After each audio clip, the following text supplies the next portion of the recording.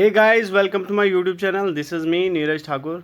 और आज हम बात करेंगे साक South Asian Association for Regional Cooperation, जो आपके जेकेएसएसबी के सिलेबस में है, जेकेपी कांस्टेबल के सिलेबस में है और भी बाकी एग्ज़ाम्स के लिए ये हेल्पफुल रहेगा।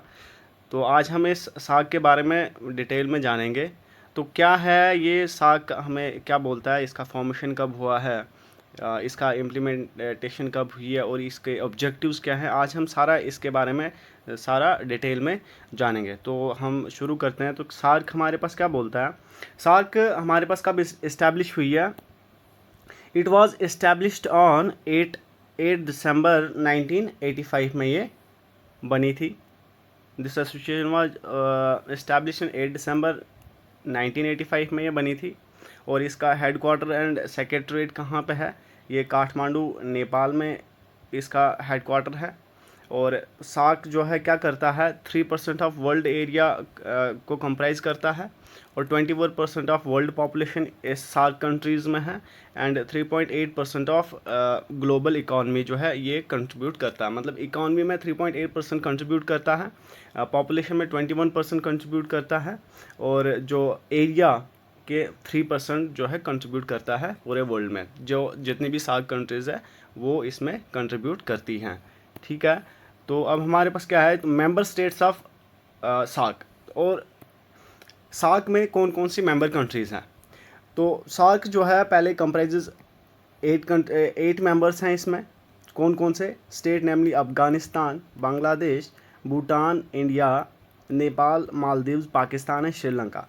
ये इसके 8 मेंबर्स हैं। बट जब ये सार्क बनी थी तब इसमें कितने मेंबर्स थे, 7 मेंबर्स थे। मतलब 7 कंट्रीज़ का ये इनिशिएटिव था सार्क बनाने का, 7 कंट्रीज़ का। उसमें कौन कौन था, उसमें जो है हमारे पास अफ़गानिस्तान नहीं आता था। बाकी जो 7 हैं वो पहली ओरिजिन कंट्रीज़ है इसकी, मतलब ओरिजिनल जो कंट्रीज़ हैं इसकी सार्क की, वो ये 7 हैं। तो इसके 9 ऑब्जर्वर स्टेट्स हैं।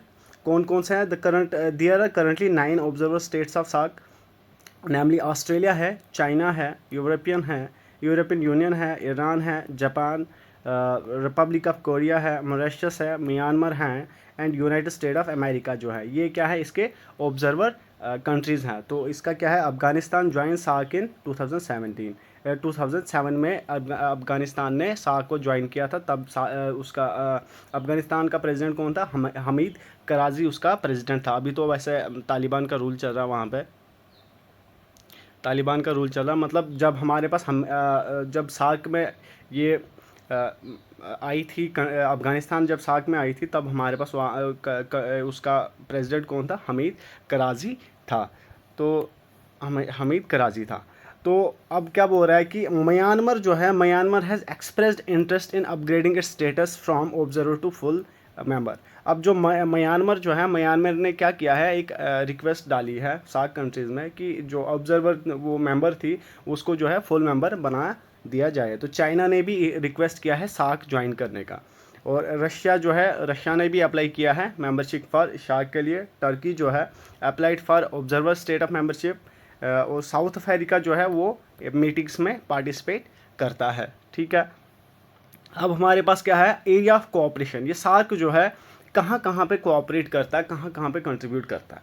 तो सार्क जो है कहाँ कहाँ कंट्रीब्यूट करता है, human resources development and tourism में कंट्रीब्यूट करता है, एग्रीकल्चर एंड रूरल डेवलपमेंट में कंट्रीब्यूट करता है, environment and natural disaster and biotechnology में कंट्रीब्यूट करता है, इकॉनमी, ट्रेड एंड फाइनेंस में कोऑपरेट करता है, सोशल अफेयर्स में, इंफॉर्मेशन एंड पॉवर्टी एलिवेशन में, energy, transport, science and technology में कोऑपरेट करता है, education, security and culture, others. और भी हैं एरियाज़ हैं जहाँ पे ये कोऑपरेट करता है। ये कुछ मैंने यहाँ पे लिखे हुए हैं। और भी बहुत सारे एरियाज़ हैं जहाँ पे ये कोऑपरेट करता है। मतलब जितने भी सार्क कंट्रीज़ में हैं, जितने भी इस रीजन में जो भी प्रॉब्लम्स हैं, किसी भी रिलेटेड, एनवायरनमेंट के रिलेटेड कोई प्रॉब्लम हो, नेचुरल डिसास्टर के रिलेटेड में कोई प्रॉब्लम हो, एजुकेशन के, सिक्योरिटी एंड कल्चर के रिगार्डिंग कोई भी प्रॉब्लम हो, पॉवर्टी के रिगार्डिंग कोई भी प्रॉब्लम हो, उन एरियाज़ में हैं जो ये उनमें डेवलपमेंट करता है, उनमें कंट्रीब्यूट करता है, उनमें डेवलपमेंट करता है। ठीक है। और अब हमारे पास क्या गया आता है, ऑब्जेक्टिव्स ऑफ सार्क। सार्क के ऑब्जेक्टिव्स क्या क्या हैं? The objectives of SAARC are defined in its charter. इसके चार्टर में जो ऑब्जेक्टिव्स डिफाइंड है क्या क्या है? To promote the welfare of people of South Asia and improve their quality life. बोल रहा है कि जितने भी साउथ एशियन कंट्रीज़ में जो लोग हैं उनके वेलफेयर को प्रमोट करता है और उनकी क्वालिटी ऑफ लाइफ को इम्प्रूव करता है। दूसरा बोलता है to accelerate economic growth, social progress and cultural development in the region and to provide all individuals the opportunity to live in dignity, live in dignity and to realize their full potential। तो क्या करता है, economic growth के लिए accelerate, मतलब economic growth को accelerate करता है, सोशल प्रोग्रेस और कल्चरल डेवलपमेंट में, और जितने भी जो लोग हैं, इंडिविजुअल्स हैं जो इन रीजन्स में रहते हैं, उनकी अपॉर्चुनिटी को इंक्रीज़ करता है, मतलब उनकी डिग्निटी को, उनके पोटेंशियल को एक्सेलरेट करता है। दूसरा पॉइंट क्या बोलता है? To promote strengthen collective self reliance.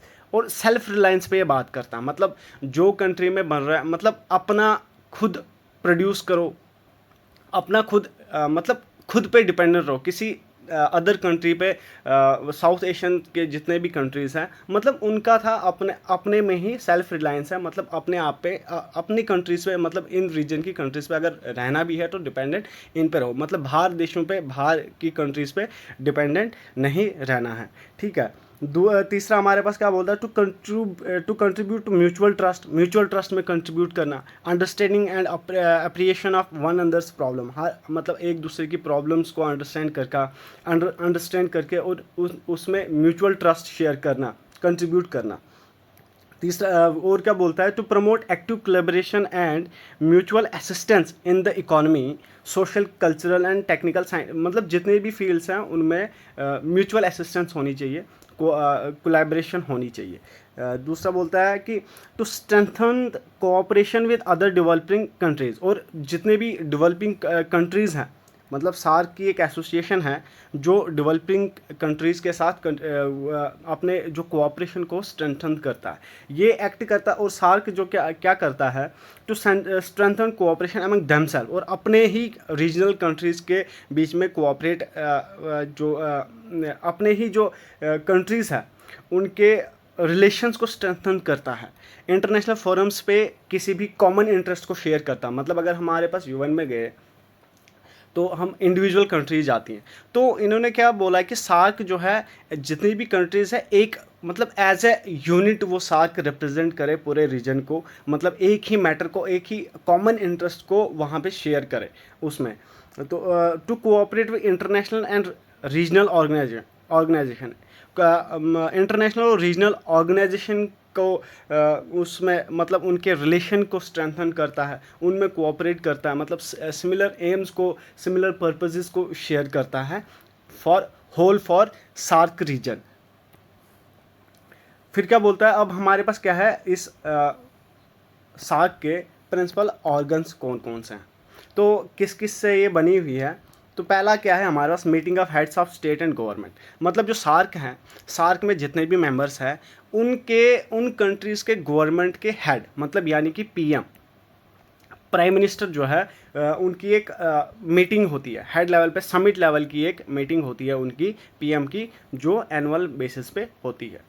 और दूसरा हमारे पास क्या है? एक स्टैंडिंग कमेटी है फॉरेन सेक्रेटरीज के सेक्रेटरीज की एक कमेटी है। तो ये कमेटी क्या करती है? The committee provides overall monitoring and coordination, determine priorities, mobilize resource and approve projects and financing. मतलब जितने भी इनिशिएटिव्स लिए जाते हैं वो इस स्टैंडिंग कमेटी के द्वारा में लिए जाते हैं। जो भी मतलब प्रोजेक्ट को अप्रूव करना हो, किसी को फाइनेंस करना हो, वो सारे डिसीजन जो है इस कमेटी में लिए जाते हैं।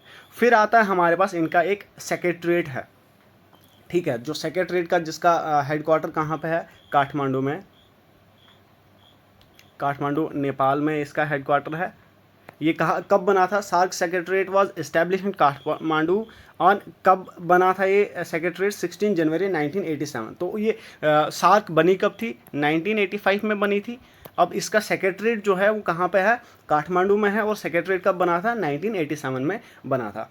तो इस सेक्रेटरीट में क्या है, the secretariat comprises the secretary general, secretariat में क्या है, सेक्रेटरी जनरल है और 7 डायरेक्टर्स हैं और जनरल सर्विस स्टाफ है और एक स्टाफ है वहाँ पे जो सेक्रेटरीट में काम करता है। ये सेक्रेटरीट क्या करता है, मतलब जितने भी इनिशिएटिव जो है स्टैंडिंग कमेटी लेती है, फॉरेन सेक्रेटरीज की जो कमेटी है, वो जितने भी डिसीजन लेते हैं, जितने भी वो प्रोजेक्ट्स को इनिशिएट करते हैं, उन प्रोजेक्ट्स को इनिशिएट उन पे काम करती है सेक्रेटरीट, उन इनिशिएटिव्स पे जो है सेक्रेटरीट काम करती है। तो दूसरा क्या बोल रहा है, secretary general is appointed by council minister, जो सेक्रेटरी जनरल है वो कौन बनाता है, उसको अपॉइंट करता है, काउंसिल ऑफ मिनिस्टर अपॉइंट करती है उसको, on the principle of rotation for non renewable tenure for 3 years. और जो सेक्रेटरी जनरल बन गया, सेक्रेटरी जनरल बनता है, वो नॉन रिन्यूएबल टेन्योर के लिए बनता है फॉर 3 ईयर्स के लिए, मतलब 3 साल तक। अगर एक बारी बन गया तो उसने क्या है अपना टर्नओवर दे दिया 3 साल का, फिर वो रिन्यू नहीं होगा, मतलब नेक्स्ट जब तक उसकी फिर से टर्न आएगी। तो यहाँ पे सेक्रेटरीट कैसे चुनते हैं, मतलब 8 कंट्रीज़ है यहाँ पे ना, अल्फ़ाबेटिक मैनर में सेक्रेटरी जनरल को चूज़ करते हैं। मान लो कि अगर पहले अफ़गानिस्तान है, अगर आज अफ़गानिस्तान का सेक्रेटरी बन गया, 3 साल के बाद जो इसका ए के बाद जो बी आता है वो आएगा, उस कंट्री का सेक्रेटरी चुना जाएगा। मतलब अफ़गानिस्तान के बाद हमारे पास इंडिया आ गया, तो फिर इंडिया का रहेगा, फिर इंडिया के बाद ऐसा आ गया श्रीलंका का आएगा, वैसे ही ये ऐसे इनका टेन्योर, मतलब ऐसे इनको अपॉइंट किया जाता है बाय अल्फ़ाबेटिक ऑर्डर में, कंट्रीज़ के अल्फ़ाबेटिक ऑर्डर से इनको जो है अपॉइंट किया जाता है। Coordination and execution of activities conducted by SAARC, जितने भी सार्क में जो एक्टिविटीज़ होती है उनको कोऑर्डिनेट करना और उनको एग्जीक्यूट करना इस सेक्रेटरीट का काम है, ठीक है। Work as communication link between SAARC and other international summit, तो इस सेक्रेटरीट का काम क्या है कि ये जो इंटरनेशनल फोरम्स हैं, इंटरनेशनल समिट्स हैं, जितने भी इंटरनेशनल कंट्रीज़ हैं, उनके बीच में, सार्क और उन इंटरनेशनल कंट्रीज़ के बीच में एक कम्युनिकेशन लिंक प्रोवाइड करता है, ठीक है, कम्युनिकेशन लिंक प्रोवाइड करता है उनके बीच में। तो पहला सेक्रेटरी जनरल कौन था, अबुल हसन था, ठीक है।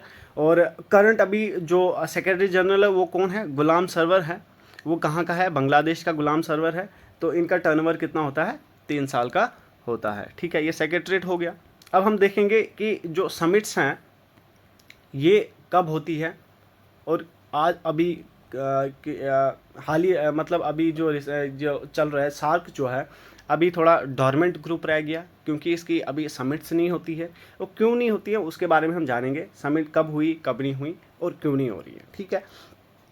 SAARC summit are attended by head of state and government head annually मतलब हेड ऑफ स्टेट जो हैं, जो पीएम हैं, हर साल जो है क्या है, ये समिट एनुअली समिट जो है करते हैं, मतलब अटेंड करते हैं।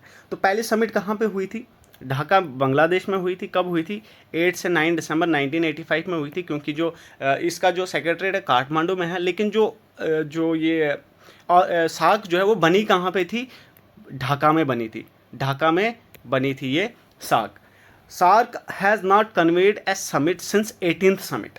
2014 के बाद जो काठमांडू समिट थी नेपाल में हुई थी, 18th समिट थी वो, उसके बाद जो है सार्क की कोई समिट अभी तक फ़िलहाल नहीं हुई। क्यों, 19 समिट जो है वो कहाँ पे थी, इस्लामाबाद पाकिस्तान में थी, 2016 में थी ये, 2016 में थी ये। तो because India decision not to participate after terrorist attack on Indian army camp Uri sector in Jammu and Kashmir. तो इंडिया ने क्या किया, इस समिट को अटेंड करने से रिफ्यूज़ कर दिया, क्योंकि जो पाकिस्तान ने जो है हमारे उड़ी सेक्टर जम्मू एंड कश्मीर में, उड़ी में जो आर्मी कैंप पे अटैक हुआ था, उस चक्कर में इंडिया ने जो है ये समिट अटेंड नहीं करी। और उसके बाद कोई समिट फ़िलहाल नहीं हुई। तो उसके बाद क्या है कि नेपाल जो है हर साल ऑर्गेनाइज करता, इनफॉर्मल मीटिंग करता है फॉरेन मिनिस्टर की, हर साल अपने काठमांडू नेपाल में ऑर्गेनाइज करता है, ठीक है, फॉरेन सेक्रेटरीट्स की। फिर आता है स्पेशलाइज्ड बॉडी, जो सार्क में स्पेशलाइज्ड बॉडी कौन कौन सी है। पहली बॉडी हमारे पास क्या है, साउथ एशियन यूनिवर्सिटी जो है वो कहाँ पे है, यूनिवर्सिटी में है, इंडिया में है, न्यू दिल्ली में है, ठीक है, न्यू दिल्ली में है। South Asian Regional Standard Organisation था, वो ढाका में है। और तीसरा हमारे पास सार्क डेवलपमेंट फंड है, ये भूटान में है। और चौथा हमारे पास सार्क आर्बिट्रेशन काउंसिल जो है ये पाकिस्तान में। ठीक है, तो यही हमारा सार्क जो है इतना ही है, ये हमारे पास सार्क के बारे में है, सारा इतना ही है, मतलब हमारे सब एग्ज़ाम के लिए सफिशिएंट है। ठीक है, तो I hope you like the video. ठीक है, पसंद आया होगा तो प्लीज़ सब्सक्राइब चैनल। जो भी इंफॉर्मेशन होगी वो मैं आपके एमसीक्यूज़ में क्लियर करवा दूंगा। ठीक है, तो प्लीज़ सब्सक्राइब करें और वीडियो को लाइक करें। ठीक है, thank you, have a good day.